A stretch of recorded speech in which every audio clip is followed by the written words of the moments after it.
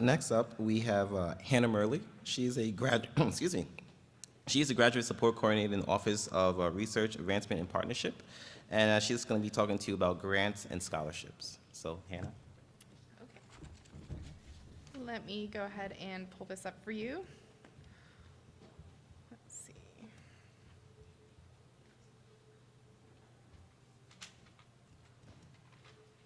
Okay, so while this is pulling up, okay. So first of all, you have previously seen my name on a couple of presentations. My name is Hannah Murley, and I used to be at what was called the Office of Grant and Research Development, but they recently had 3 name changes in a row, and so I'm now at the Office of Research Advancement and Partnerships.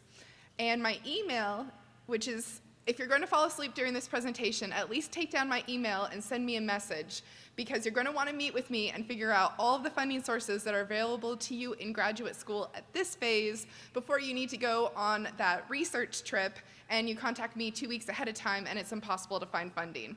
So my email is Hannah, so spelled exactly like up here, hannah.murley@wsu.edu. Go ahead and take down my email right now and go ahead and send me a message to set up an appointment so that we can talk about your research and figure out what sources of funding are going to apply to you in your graduate school experience.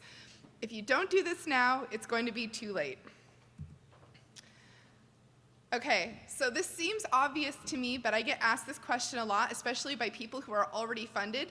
They have, let's say, $20,000 through the university as a stipend, and they ask me, why should I apply to funding during my graduate school experience? And the first reason is experience. When you go out into industry or you become a faculty member, you're often going to be expected to apply for funding opportunities. If you're a faculty member, you are most definitely going to be expected to know how to apply for external funding. A lot of universities do not train you in this art when you step into your faculty position. And so if you start now mastering this trade, when you step into that faculty position, you're going to be ahead of other researchers who do not have this particular skill set down before they enter the faculty positions. So that's the first reason. The second reason is prestige. When you get a couple of grants, scholarships, and especially the graduate fellowships under your career belt, that goes onto your CV. It makes you look excellent, and it makes your advisor look excellent to have a student who's won those. So the prestige that comes from it can actually walk you straight into a faculty position after the university. So if you win a National Science Foundation Graduate Research Fellowship, your chances of being hired go up dramatically straight into academia. Also, the more funding that you win now, the more funding you win in the future. It's just a little bit unfair. It's kind of like getting experience, work experience before you graduate. Nowadays, whenever you graduate with even an undergraduate degree and you go into that entry-level position, they're like, do you have 10 years of work experience? And you're like, did I start working when I was 11? No. Well, that's how it is for applying to funding opportunities. If you don't start now, by the time you're a faculty member, they go, oh, so you don't have 30 grants and fellowships under your belt by the time you're a faculty member. How are you going to succeed? So you want to get your snowball started now. In addition, every single funding opportunity that you win, even if it's only $500, is going to increase your chances of winning in the future, even in 6 months from now. So you want to figure out all of the funding opportunities that are available to you and pick out some that you feel comfortable applying to, even if they're very small. If you win them, you put that on your CV that goes onto your next funding opportunity, and that's going to make you look more prestigious and you'll be more likely to win it. I know certain graduate students who have won about 7 major funding opportunities during their first couple years of graduate school, and every single one that they won made it more likely that they're going to win their next one. There's a couple of graduate students out there who are making $80,000 a year as a graduate student from these external funding opportunities. And they had that accumulated by about their second year of experience as a graduate student. So there's nothing that makes them special, that makes them more able to win that funding than you. It's just the knowledge that it's out there, and then also being very rigorous in the way that they apply for it, which is what my job is to help you learn how to do that. Also, this seems really obvious to me, but it's not. It gives you extra funding. So you have $20,000 or so now as a stipend. The minimum stipend that you're going to be getting from these external fellowships that I'll be telling you about in a little bit is $36,000. So people ask me, can I accept this at the same time that I accept funding through my department?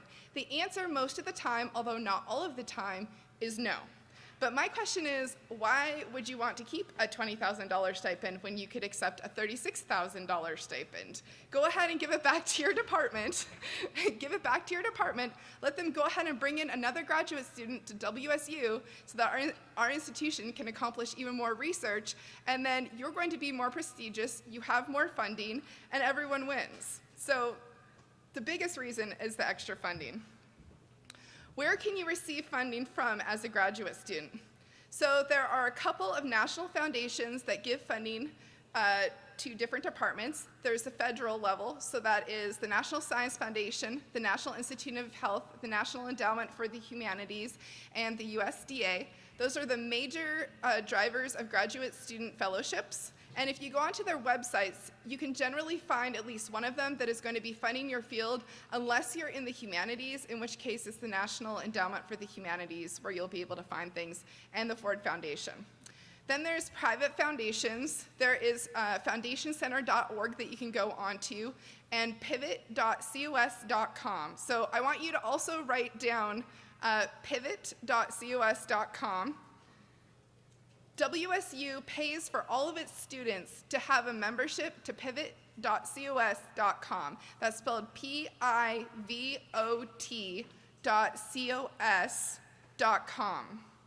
You go on there and you sign up with your regular contact information using your WSU email, and you'll be able to search through millions of funding opportunities. I get a lot of graduate students who ask me, why doesn't WSU subscribe to, let's say, foundationcenter.org? I have never found a funding opportunity on another website that was not also through pivot.cos.com. So it's really the most efficient place to go. Sometimes it's not the most specific search engine, so you have to have a really wide casting search. So you use the very, very basic words for your field. For example, instead of saying, I want to do epigenetics research on cow disease, you would put biology, and then just go through everything that it pulls up. There's also state and local sources. So there are sources for just about all of the fields within our state, and that's very specific to the type of research that you're doing. So I'm going to go off on a slight tangent here all of a sudden.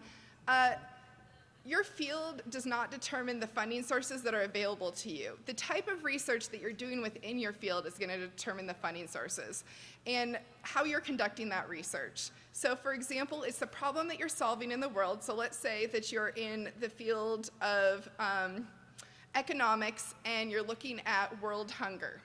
Okay, so let's say that the USDA is going to be interested in you then. And you might not have suspected that because it's a hard science field, but they're actually really interested in addressing world hunger, so you'd be able to apply to the USDA. You're going to want to do search terms that have to do with your field. For the state and local sources, the same thing applies. Now, you might see, okay, for the entire field of psychology, we have these funding opportunities, but if you look at them really closely, they're trying to solve a couple of very specific problems that are happening in the world, which is the cool thing about graduate student research is that you guys are all changing the world. And even though you might get depressed a little bit while you're going through this process of graduate school, like keep in mind, you are changing the world, and people want to fund that. So the problem that you're solving is going to influence the source of funding that you can get and how you're solving that problem. So what are your research methods specifically? And that determines the types of funding that you can apply for. So there's state and local sources, and then there's also professional associations. So I'm sure that you all know at this stage in your career that there's a couple of professional associations that are associated with your field. Most of those have $500 to $10,000 grants that you can win as a graduate student. Just about all of them do.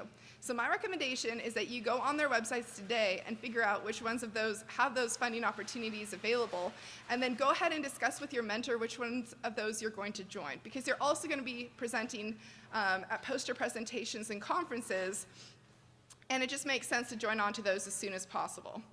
There's also business and industry. This one is not talked about or developed as well as it could be.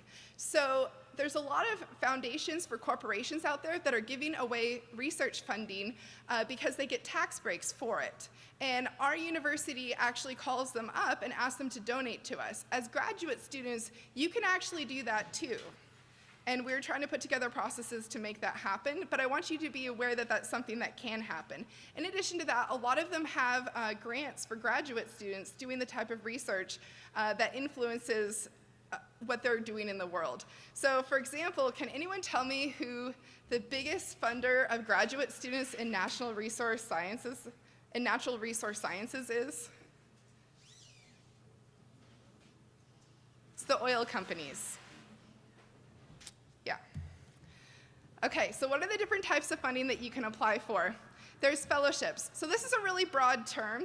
The new graduate student prestigious fellowships that I am doing the workshops for, that some of you received the emails about, generally pay you about $36,000 to $46,000 per year. They give you a stipend and they pay for health care. So, not a stipend, I'm sorry. They cover your tuition and they cover health care. They're generally for about 3 to 5 years, and they make you look incredibly prestigious. And they're just paying you to go to graduate school. Now, they ask you to put together a research proposal. Do you need to have a research project put together the second that you come into graduate school to put on that proposal? The answer is kind of, like you're gonna need to get on the ground and start making it happen right now.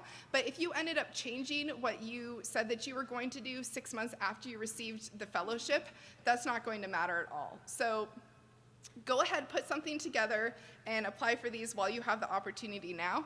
Grants, this can be just a blank sum of money that you receive because you're an amazing scholar. It could be specifically for research, it could be for travel, these ones really depend. Research and publishing, that's pretty self-explanatory. Loans, I'm sure you guys are already familiar with this. This is the reason why we would like to apply for external funding, is so that we don't have to take those out. When it comes to dissertation and thesis research, there are so many types of funding available that are really specific to the type of research that you're doing that there's no way that I could possibly cover it. Really, the best way to find out what's available to you is to go ahead and send me an email, and we'll go over it together with a personalized funding search. There's also internships that are available through these national foundations and federal agencies. So just about all of the federal agencies have internships that are available that you can apply for and actually start doing as soon as next summer. There's grants that will fund just an artistic pursuit, so completing an artistic project. There's also grants that will fund curriculum and program development. So if you have an idea for an undergraduate program that you want to put together, there are grants out there that will help you do that, especially if they are specific to women and minorities. Travel funding is probably, this is the one that I get the most questions on, and it is actually the most difficult type of funding in my experience to find for graduate students. So it would be very advantageous for you to figure out a pretty good trajectory of which conferences you'd like to go to, where you think you're going to do research, and have that figured out now. So you're not coming to me 2 weeks before you need to go and asking if you're going to receive funding for that, which, by the way, if you come to me and ask if you're going to receive funding for anything 2 weeks ahead of time, the answer is no, that's not going to happen. It takes about a minimum of a month for any funding agency to respond to you after you've submitted your proposal, and it takes a minimum of 3 months to put together the most basic proposal. For a dissertation proposal, and some of you have already seen me present, so do not answer this question if you've seen this, how long do you think that it takes to put together a dissertation proposal for a dissertation funding opportunity?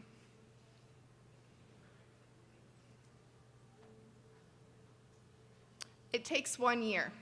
And how did I come up with that number? When I started my position, I called all of the professors who had a graduate student who won a dissertation funding opportunity through a national federal agency, and I asked them how long it took to put it together, and the minimum amount of time that I received was a year. I did receive a couple of numbers that were higher than a year, but that was the average.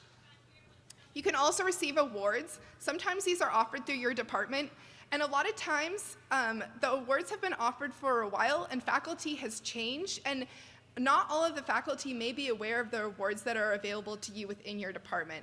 So what I recommend is that you actually go and start asking around to different people in your department and ask what funding opportunities are available. When I started as a graduate student, I was told that there were no funding opportunities available in my department. I asked a few additional people. It took me about 3 or 4 to find out that there's actually 3 there are $1,600 to $3,000 funding opportunities available in my department just from endowment funds from previous people who'd been within the department. And I ended up winning those one of my second year. I didn't have a lot of competition for it because no one else knew that it existed. So that's a little hint to you that maybe you should start asking around yourselves within your department.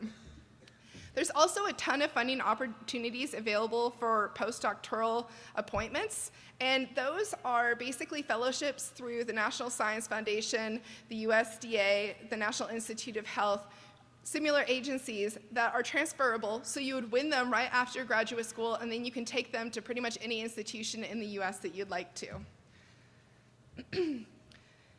So, when you're constructing a timeline and you're thinking about the funding opportunities that are available to you, there are certain funding opportunities that are only available during a snippet of your graduate career experience, which is why it's really important that you pay attention to what I'm saying now, because some of these opportunities are you're going to go past them within your first 6 months of graduate school.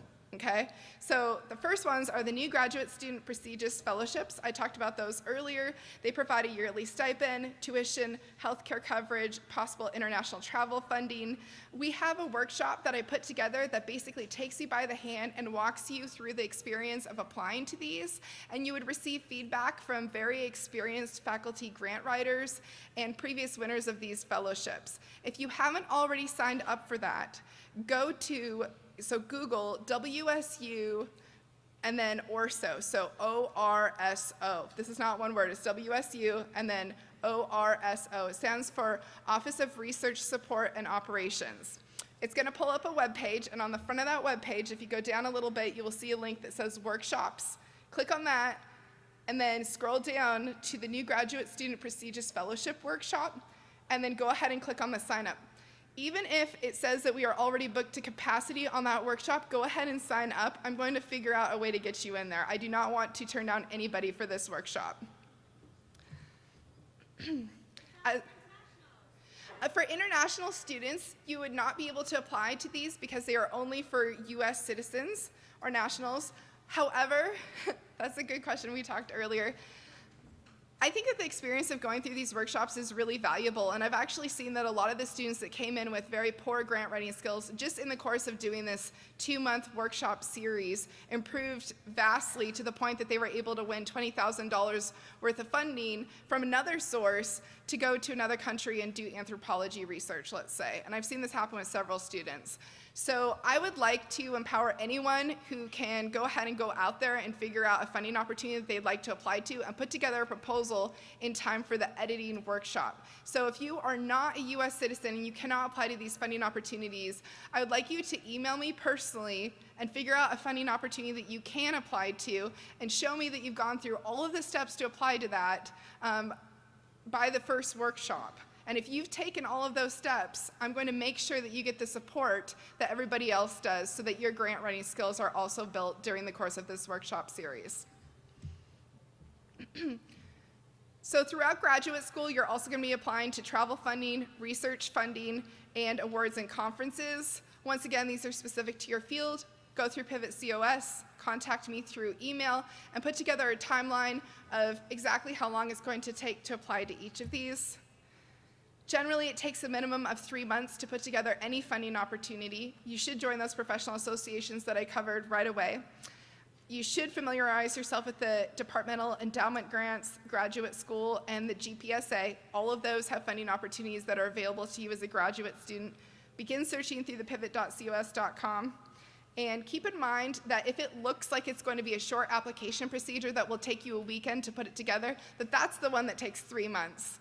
The one where it looks like it's a full faculty proposal, that's the one that's going to take you a year. And keep in mind that it takes the funding agencies about a month to 6 months to get back to you to tell you whether or not you have been funded. For the new graduate student prestigious fellowships, it takes them 9 months to get back to you. So you need to figure out when you would need your research funding or your travel funding, how long it's going to take to apply to that agency, how long it takes the agency to get back to you, and then work backwards to build a timeline of that's when you go ahead and start putting together your application. Internally, we have research assistantships and teaching assistantships and internships that are available. And although this has been covered through other sources, I want to take a moment because there tends to be a little bit of misunderstanding about which ones are available that you can apply for. So if your department does not have a teaching assistantship available to you because they're not teaching a lot of undergraduate courses, but you received really good grades as an undergraduate in a subject that they have tons of teaching assistantships available, I would recommend going to that department and actually asking if you can serve as a TA if you find yourself in a tight situation. For example, I had an undergraduate degree in biology, and I really excelled at chemistry, and it was my favorite. I liked it even better than biology.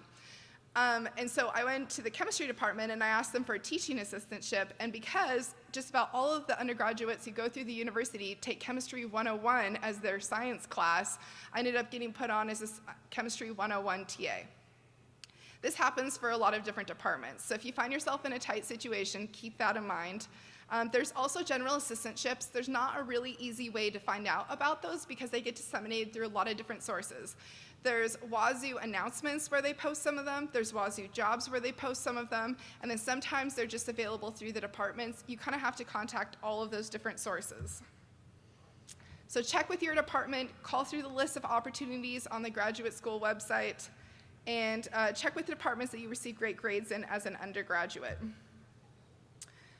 Okay, I'm going to skip through a little bit of stuff right here that I already covered. Okay. There's also prestigious scholarships that are available. These provide a year of travel funding, to go and do research in another country. They include the Fulbright, Bourne, Pickering, and Rhodes. A lot of people think that these are so prestigious then they are just an average graduate student. There's no way they would be able to apply for these and actually be competitive. I've seen a lot of people win them, and I recommend especially considering the Fulbright if you're planning on doing any overseas research, because it's more difficult to get other sources of travel funding than it is to get, say, the Fulbright. There is a Director of Distinguished Scholarships. Her name is April C. Hafer, and she's the one who is responsible for helping students put together the applications for the Distinguished Scholarships. Her contact information is the email shown here in the room, and I would recommend taking these down if you ever foresee yourself going overseas to do research. And so basically what you'd want to do is just work backwards for each source of funding that you'd like to apply to. So for example, during your first semester of graduate school, you're going to apply for a prestigious fellowship. So you'd apply for the Ford Foundation Predoctoral Fellowship, National Science Foundation Graduate Research Fellowship, and the National Defense Science and Engineering Graduate Research Fellowship. During the second semester, you could plan on applying to internal endowment grants that you discovered during the first semester, thanks to being aware of it and questioning your department. And let's say a GPSA research grant. And let's say that you receive feedback during your second semester that you did not get accepted into the Ford Foundation, but they really liked your proposal. You just need a publication on there. You've been putting together a publication for the last year. Go ahead and just build it into your schedule that you're going to reapply to some of these sources of funding. I don't know very many people who win dissertation funding who do not end up revising their proposal. And then, so apply to travel funding throughout, and then let's say your fifth semester you begin working on your dissertation proposal, and then your eighth semester you revise your failed dissertation proposal. So my hope is that each one of you can become aware of the different sources of funding that are individually available to you at your stage and the type of research that you're doing, and put together a timeline that looks like this. I have some instructions for how to do this. This PowerPoint is available to anyone who sends me an email. You can go ahead and follow these instructions for putting together your own funding timeline. So I know, yeah. Okay, and the graduate school can also email this out. So that is my entire presentation. I hope that you all contact me soon. Thank you so much for being here.